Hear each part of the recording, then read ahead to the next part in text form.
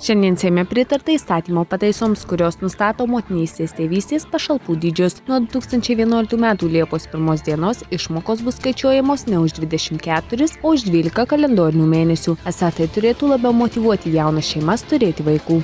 Ministrų kabinetas nepritarė siūlymui koreguoti kainų įstatymą, papildant jį nuostatomis, kurios įpareigotų etiketėse skelbti būtiniausių maisto produktų antkainį. Esą toks siūlymas sukurtų papildomą naštą ūkio subjektams. Vyriausybė ketina Sodrai suteikti 980 milijonų litų paskolą, iš kurios bus mokamos pensijos, nedarbo išmokos, ligos ir motinystės pašalpos. Taigi pastarosios išlaidos bus 3 milijardais 329 milijonais litų didesnės nei pajamos. Paskolos grąžinimo terminas 2020. Nuo kitų metų sausio 1 dienos įvedamas ikimokyklinuko krepšelis. Iš jo bus finansuojama ne mažiau kaip 20 valandų per savaitę. Šis krepšelis nesiskirs nuo mokyklinio, tai yra lėšos bus skiriamos ugdymo priemonėms, pažintiniai veiklai, darbuotojų kvalifikacijai kelti.